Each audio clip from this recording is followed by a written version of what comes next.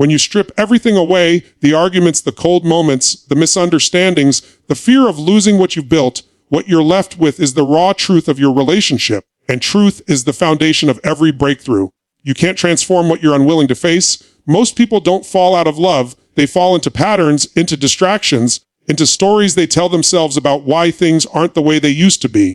But before you can decide whether your marriage is worth fighting for, you have to get radically honest about where things stand right now. Not the filtered version, not the version you share with friends, the real version. Honesty isn't about blaming your partner or tearing yourself apart. It's about clarity. And clarity is power. The moment you see the situation as it truly is, not worse than it is, not better than it is, but exactly as it is, you can start to make decisions that come from strength instead of fear. For some couples, the real problem isn't that the love is gone, it's that resentment has piled up unspoken for so long that connection got buried beneath it.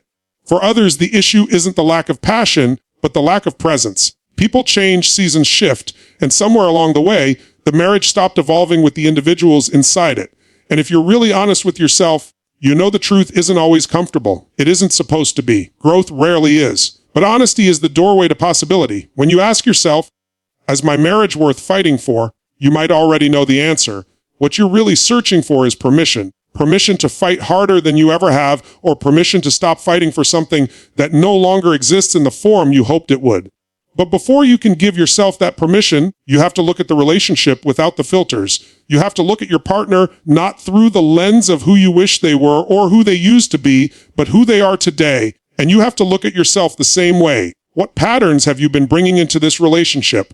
What needs have gone unspoken? What hurts have gone unhealed? What expectations have gone unmet, not because your partner failed, but because they never even knew what you truly needed? This level of honesty is not about pointing fingers. It's about reclaiming your power. Because when you drop the stories, when you stop justifying, when you stop minimizing, something incredible happens. You take back control. You move from, why is this happening?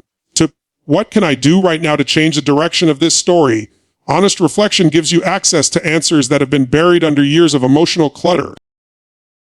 Some people discover that the marriage is stronger than they realized, that the connection is still there, waiting to be reawakened, that both people want to fight, but neither knew how to start the conversation. Others realize that they've been holding on out of fear, fear of being alone, fear of failing, fear of disappointing family or kids or society.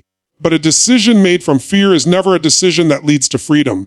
And freedom is what you need to make the next right move. Honesty also means acknowledging your contribution to the current state of the marriage. Not because you're the problem, but because you're half of the dynamic.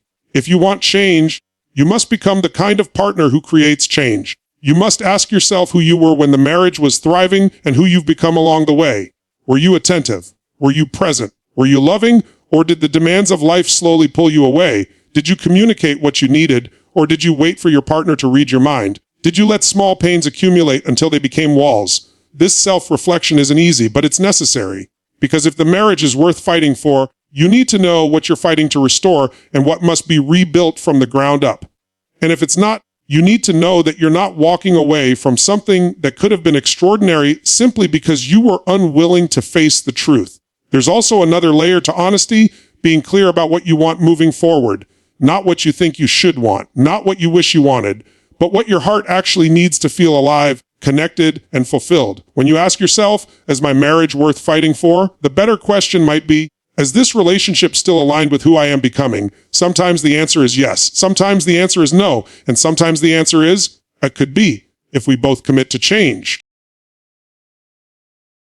But you cannot make that determination from confusion. You cannot make it through guilt. You cannot make it while holding on to old wounds. You can only make it through honesty. The couples who thrive are not the ones who never struggle. They're the ones who stop lying to themselves about the state of the relationship. They're the ones who refuse to settle for a lukewarm connection driven by habit and history. They're the ones who dig deeper, who confront the uncomfortable truths, who ask the hard questions, and who choose to grow together instead of drifting apart.